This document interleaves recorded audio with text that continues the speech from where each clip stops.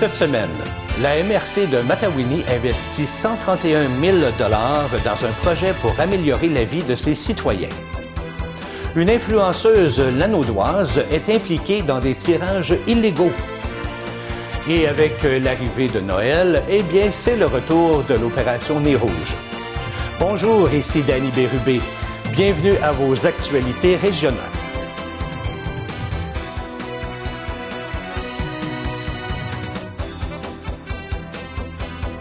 Bonjour à vous. J'espère que vous passez une agréable semaine du 21 novembre 2022. Un incendie a fait rage chez Panneau Masquis de Louisville la semaine dernière. L'incendie s'est déclaré dans la partie arrière du vaste bâtiment qui abrite les séchoirs de l'entreprise. Entreprise située près de la résidence du bâtisseur et du centre commercial de Louisville. À l'arrivée des pompiers, la fumée et les flammes sortaient de la toiture du bâtiment. Les pompiers ont été en mesure de contrôler le brasier rapidement, au point tel que le reste du bâtiment a pu être épargné. Une trentaine de pompiers de Louisville et de Yamachiche ont participé à l'extinction du feu qui a pris un peu plus de 2 heures. Heureusement, personne n'a été blessé lors de l'intervention. La MRC de Matawini annonce son engagement financier dans le projet Coolbus et investit 131 000 $. Une initiative qui vise à l'amélioration des conditions de vie des citoyens de la Matawini. Ce projet vise surtout à faciliter l'accès aux services de toutes sortes en Matawini, plus particulièrement aux citoyens isolés ou plus vulnérables. Depuis l'été 2020, une travailleuse de milieu mobile sillonne désormais les municipalités de Rawdon, Notre-Dame-la-Merci, Sainte-Béatrix, Saint-Alphonse-Rodriguez, Saint-Émilie-de-l'Énergie, dis-je bien, Saint-Félix-de-Valois et Saint-Zénon, afin d'aller à la rencontre des gens vulnérables. Cette initiative contribue à briser l'isolement, mais permet aussi de référer les personnes en difficulté vers les bonnes ressources, et ce, sans qu'elles ressentent la peur d'être jugées. Une influenceuse de Saint-Charles-Borromée pourrait se retrouver dans l'eau chaude alors que la Régie des alcools, des courses et des jeux a reçu 2 plaintes pour avoir organisé des jeux d'argent illégaux sur la plateforme TikTok. La dame en question organisait des activités illégales depuis février dernier avec l'aide d'une autre vedette des réseaux sociaux. Grâce aux 90 000 abonnés de leur compte TikTok, les 2 femmes ont organisé une loterie avec des montants variant de 100 à 1 000 $. En vertu de la loi, seuls les organismes sans but lucratif peuvent obtenir une autorisation pour organiser un jeu de hasard avec des prix en argent. De plus, le Code criminel indique que les organisateurs ainsi que les participants d'une loterie non autorisée peuvent s'exposer à des accusations criminelles. La plateforme TikTok, quant à elle, interdit la diffusion ou le partage de tout contenu qui fait la promotion des casinos, paris sportifs, poker, loteries, logiciels et même les applications liées aux jeux de hasard. La municipalité de Saint-Jean-de-Mata annonce l'entrée en vigueur le 30 novembre prochain de nouvelles signalisations routières pour une section de la route 131 située en milieu urbain, soit entre le commerce d'alimentation Métro ainsi que la quincaillerie Rivet et Fils. Les nouveaux panneaux afficheront une réduction de la limite de vitesse à 50 km/h sur une distance approximative de 2,4 km. Un résultat attendu depuis plusieurs années par la population mataloise. Cette décision du ministère des Transports du Québec est l'aboutissement d'une démarche initiée en 2011 par l'administration et les élus municipaux. Selon M. Roberge, Sylvain Roberge, maire de Saint-Jean-de-Mata, la modération de la vitesse va grandement améliorer la sécurité des usagers tels que les piétons et les cyclistes. Soupçonné d'avoir mis le feu à une résidence de Saint-Jean-de-Mata au printemps 2020, un quinquagénaire a décidé de régler ses comptes avec la justice.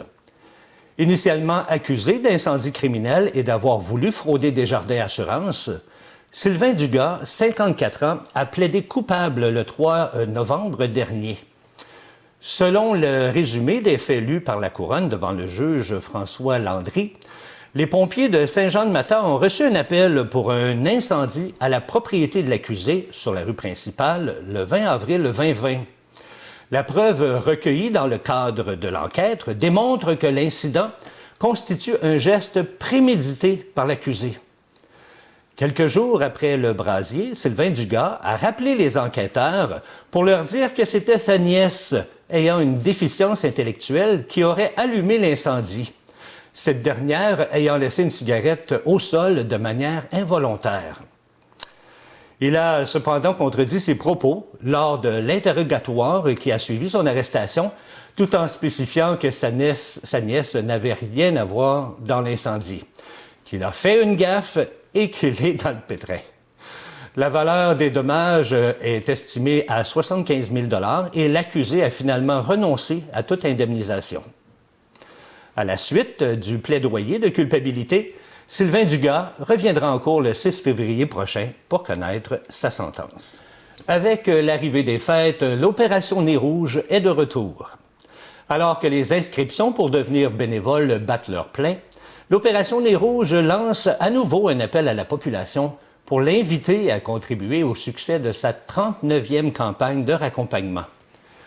Du 25 novembre au 31 décembre, une cinquantaine de centrales seront opérationnelles partout au Québec et des milliers de bénévoles sont nécessaires pour assurer les raccompagnements du temps des fêtes. Pour inciter la population à s'enregistrer, on offrira aux bénévoles s'inscrivant avant le 25 novembre la chance de gagner un panier cadeau d'une valeur de 650 $. Il semblerait, selon M. Mathieu Dufour, fier porte-parole de la campagne 2022, qu'une fois qu'on a goûté à l'expérience Nez Rouge, eh bien, on ne peut plus s'en passer. L'opération Nez Rouge est un organisme à but non lucratif dont la mission est de valoriser l'adoption d'un comportement responsable pour prévenir la conduite avec les facultés affaiblies.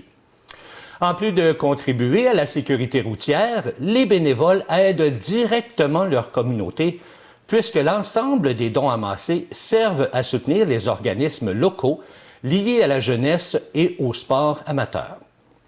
Alors, s'il y a des personnes intéressées parmi vous, vous pouvez vous inscrire dès maintenant en vous rendant sur le site Internet au www.opérationnezrouge.com. C'est vendredi le 18 novembre dernier qu'a eu lieu l'ouverture officielle des Jardins en Lumière au Jardin Arômes et Saveurs de Sainte-Mélanie. Les Jardins Arômes et Saveurs est un producteur de fleurs de lavande, de fines herbes, ainsi que de miel de lavande. Afin de recréer la magie des fêtes, vous êtes cordialement invités à découvrir les Jardins de lavande illuminés, une nouveauté inspirée pour l'atmosphère festive des marchés de Noël. Pour nous en parler, j'ai rencontré la propriétaire, Mme Dominique Majot. Nous sommes présentement au Jardin des Arômes et Saveurs et nous sommes en compagnie de Mme Dominique Majot. Bonjour. Bonjour. Madame Majot, on est venu ici ce soir pour voir votre jardin qui est un jardin de lavande. Expliquez-nous un petit peu comment ça a débuté tout ça. Les Jardins de lavande partit d'un rêve d'adolescence d'avoir un jour de la lavande au Québec. Et avec les années, j'ai eu la chance de pratiquer, de faire beaucoup de tests au niveau des lavandes et j'ai trouvé un terrain à Sainte-Mélanie qui convenait parfaitement pour la culture de lavande. Donc, en 2009, j'ai acheté ce terrain et après, j'ai commencé à faire des tests plus poussés pour arriver au résultat d'aujourd'hui. Et depuis combien de temps qu'on a un jardin de lavande ici à Sainte-Mélanie? Nous avons ouvert nos portes le 31 juillet 2021, donc ça fait un an cet été. Ça fait un an. Fait que là, on me dit, là, comme ça, là, que vous aviez un rêve aussi à propos de ces jardins-là. Quel était ce rêve-là? J'avais le rêve de les illuminer, donc de mettre beaucoup de lumière dans une saison qui est un peu plus sombre pour mettre de la gaieté puis un peu de magie à l'approche du temps des fêtes. Puis ça, est-ce que c'est nouveau de cette année ou de l'année passée? C'est nouveau de cette année. Nous allons ouvrir nos jardins en fin de semaine, nos jardins en lumière. C'est tout nouveau. Et ça va être ouvert, j'imagine, tout le temps des fêtes? Nous allons être ouverts toutes les fins de semaine, les vendredis, samedis, dimanches, jusqu'à Noël. Et ensuite, nous allons être ouverts entre Noël et le jour de l'an. OK. Parlez-moi de ce jardin de lumière. Qu'est-ce qu'on retrouve ici, dans le jardin de lumière? On retrouve un peu de magie, on retrouve des arbres qui sont illuminés, on a sublimé la nature qui est déjà présente et on a des sentiers où on peut se promener, où il y a des flambeaux. On a un petit ruisseau aussi, on a un petit feu où on peut se réchauffer. C'est très sympathique. J'ai entendu dire qu'il y avait peut-être de la magie de Noël ici, ça se peut-tu? Oui, on a de la magie de Noël, on peut s'amuser au jardin. On a créé un rallye avec des petits lutins dans la forêt. Vous avez des lutins ici? Nous avons des lutins et on peut même aussi faire un vœu à l'arbre des fées parce que nous avons aussi des fées au jardin Arômes et Saveurs. Attendez un peu, là. Ici, au jardin, vous avez des lutins qui se promènent, puis vous avez aussi des fées. Oui. Y en a-t-il une en particulier qui est spéciale? Oui, on en a une qui est spéciale. Elle peut même vous accueillir à la boutique. Ah oui? Elle est très sympathique. Quel est son nom? Elle s'appelle Fée, la rivière. Fée la rivière. Et voilà. Et Fée la rivière, semblerait-il qu'elle a, comme vous dites, son propre arbre. Ça se peut-tu? Exactement. Il y a l'arbre des fées. Et qu'est-ce qu'on fait à cet arbre-là? C'est à cet arbre-là qu'on peut déposer un vœu. On peut faire un vœu. Il y a une petite boîte à vœux. On dépose notre vœu, puis... Et qui On laisse réalise ce l'univers vœu? réaliser. Ah, l'univers réalise. Bien bonne idée. Fait que Et donc, voilà. il y a de la magie ici dans Oui, le temps de Noël. oui, il y a de la magie. Mais ça se pourrait-tu que le Père Noël soit présent aussi? Oui, le Père Noël va être présent chez nous. Il nous a dit qu'il viendrait faire un petit tour. Donc, il y a des dates qui vont s'en venir pour pouvoir accueillir le Père Noël. Oh, il y a du monde qui va être chanceux. Ils vont pouvoir venir faire les vœux puis demander le cadeau de Noël. Et voilà. Mais expliquez-moi autre chose. Est-ce qu'il y a d'autres choses, des belles choses ici à voir aussi au jardin? Bien, oui. En fait, vu qu'on cultive la lavande, bien, on a des dérivés de lavande avec lesquels on fait des bougies, des parfums d'ambiance, la brume d'oreiller aussi. Pour, de la brume d'oreiller. Oui. Qu'est-ce que c'est ça? C'est pour faire un petit sommeil réparateur, pour faire de beaux rêves. Oh, OK. Donc, on a plusieurs produits. Fait que donc, comme on peut les voir ici, là, il y a quand même une panoplie. Ici, il y a une panoplie de produits. Ce sont tous des produits qui sont naturels ou biologiques. Donc, est-ce que c'est vous-même ici qui faisiez ces produits-là? Oui, les produits sont faits ici au jardin. Donc, tous ces produits sont faits ici et on a un volet qui est arôme avec la lavande et on a un volet qui est saveur avec les fines herbes de Provence qu'on cultive aussi. Okay. Donc, il y a aussi ce volet-là et on a aussi des petites familles de ruches qui cultivent du miel de lavande qui est délicieux. Donc, ça vient ajouter au jardin. Et ça se peut-tu aussi qu'on peut même offrir des arbres, pas offrir, mais que les gens peuvent se procurer des arbres de Noël ici? Oui, on a tout à fait. On a des arbres de Noël que vous pouvez acheter votre arbre de Noël, des sapins naturels qui sont en vente au jardin. Bien, merci beaucoup. Est-ce que c'est ouvert, en terminant, est-ce que c'est ouvert ici 7 jours par semaine, comme on disait? Nous sommes ouverts les vendredis, samedis, dimanches. Et nous sommes aussi ouverts entre Noël et le jour de l'an. Les heures, vous les retrouvez sur notre site Internet. Et c'est quoi le site? www.arômeetsaveurs.ca arômeetsaveurs.ca au pluriel. Au pluriel. Fait que donc, toutes les heures d'ouverture et les journées, on pourra les retrouver là, ainsi que probablement le prix pour venir faire les sentiers, si on veut faire les sentiers. Alors, merci infiniment, Madame Majot, et nous, on va en profiter, on va aller faire un petit tour pour aller voir ces beaux sentiers. Merci beaucoup à vous. Merci à vous. Pendant que nous étions sur place, nous avons eu droit à un sauvetage. Oui, le sauvetage d'un drone. Une autre équipe de médias était sur place pour prendre des photos et des vidéos quand leur drone a frappé une branche alors qu'il survolait le petit ruisseau à basse altitude. Le drone en question est tombé sur un rocher, mais grâce à la neige accumulée, il est resté coincé sur ce rocher à quelques centimètres de l'eau. Et c'est un des employés du jardin qui, muni de bottes de pêche, n'a pas hésité à se mettre les bottes à l'eau pour aller récupérer le drone en question, à la grande joie, bien sûr, de son propriétaire. Comme quoi, la magie de Noël opère de différentes façons. Pour ce qui est des marchés de Noël, c'est en fin de semaine, le 26 et 27 novembre, que le marché de Rawdon tiendra sa 21e édition du marché de Noël. Les festivités auront lieu au cœur du village, soit au collège Champagneur du 37-13 rue Queen, et les heures d'ouverture seront de 10h à 16h. Près de 70 artisans de diverses disciplines seront présents pour l'occasion. Cette année, on veut marquer le retour des activités familiales qui feront sûrement la joie des tout-petits, parce qu'il y aura du maquillage sur le visage et aussi la table de bricolage. Pour les amoureux des livres, il y aura des lectures et des dédicaces personnalisées par des auteurs, oui, dis-je bien, de la région. Il est plus important que jamais de soutenir les petites entreprises et les produits fabriqués localement parce que chaque année, de plus en plus de personnes achètent en ligne auprès des grandes entreprises. Alors, vous êtes encouragés à arriver tôt car les 30 premiers visiteurs à chaque journée recevront une surprise spéciale. De plus, on vous demande d'apporter des denrées non périssables et à chaque article donné, on vous remettra un coupon qui vous donnera la chance de gagner un fabuleux panier rempli de cadeaux faits à la main par les artistes présents à l'événement. Pour plus d'informations sur les marchés de Noël de Rawdon ainsi que la liste complète des artistes invités, les intéressés peuvent visiter la page Facebook Le marché de Rawdon. Du côté de Joliette, eh bien, c'est du 26 novembre au 23 décembre qu'aura lieu pour une 16e année le marché de Noël sur la place Bourget. Événement historique incontournable avec plus d'une trentaine d'artisans et de producteurs du terroir. Venez voir la maison du Père Noël qui est, semble-t-il, unique au Québec, où le Père Noël accueille les petits-enfants les jeudis et vendredis en soirée, ainsi que les samedis et dimanches en après-midi.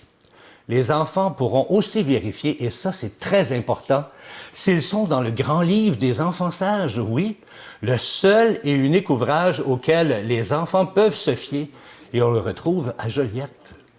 À ne pas manquer également du côté de la cathédrale de Joliette, l'exposition de crèche. Vous pourrez aussi assister à des concerts tout à fait gratuits. Pour de plus amples informations sur le marché de Joliette et la programmation complète, on vous invite à visiter le site Internet au www.noeljoliette.com.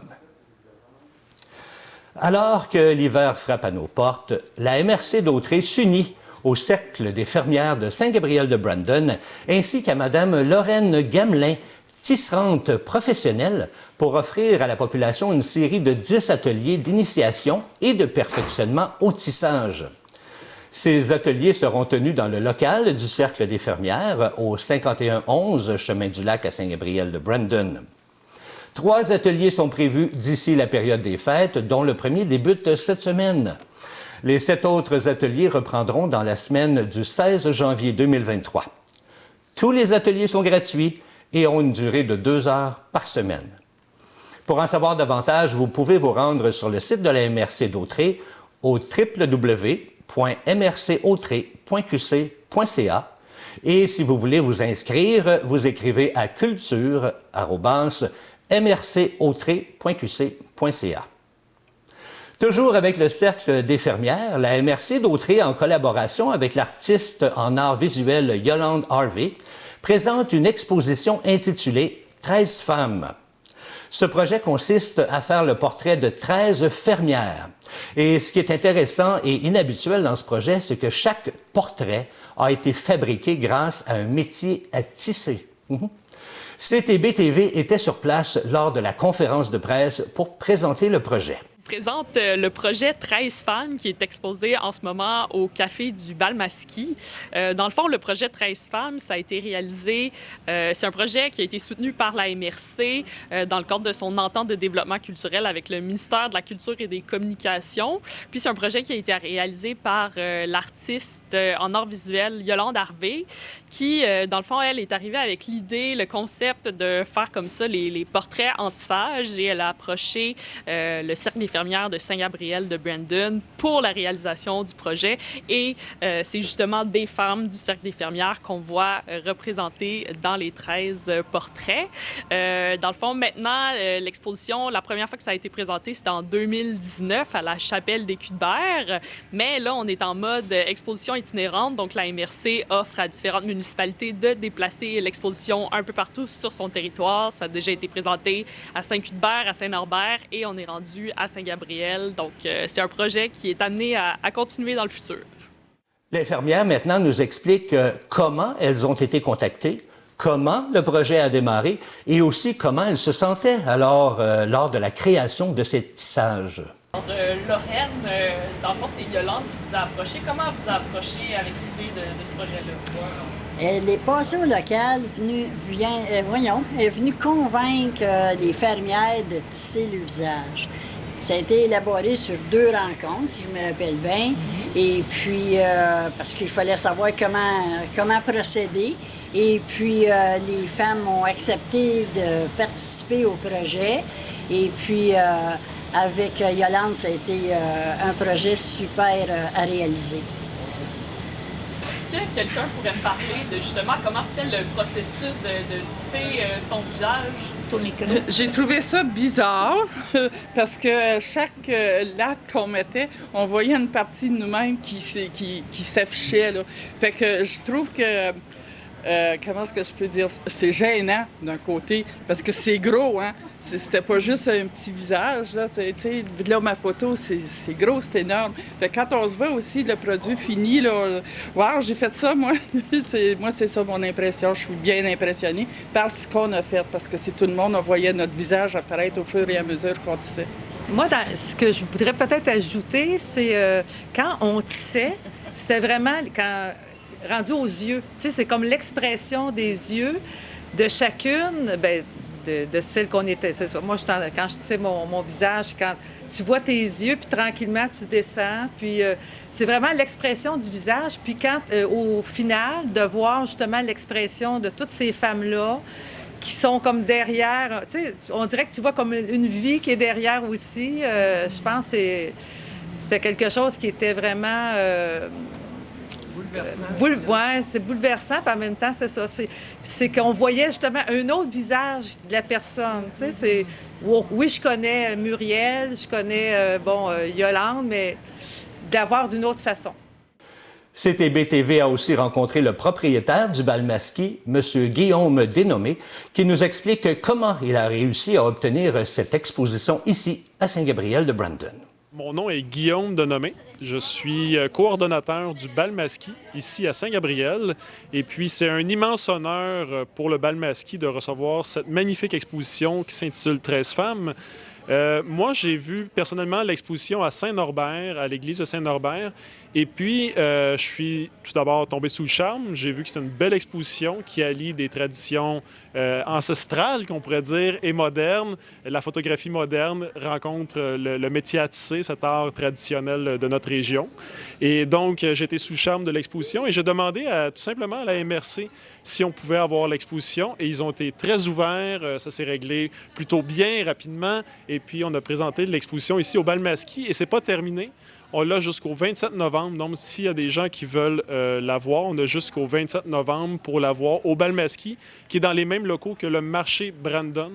Donc, si vous connaissez, c'est le 401 rue Masquinongé à Saint-Gabriel. Et pour les amateurs de sport, malheureusement, les Loups de Saint-Gabriel ont dû s'incliner 7-9 contre les Maroons de Waterloo samedi dernier. Ils glissent donc au 3e rang derrière les Cuisine Action de Farnham qui se retrouvent en 2e position et ce sont les coureurs de Cowansville qui détiennent la première position du classement.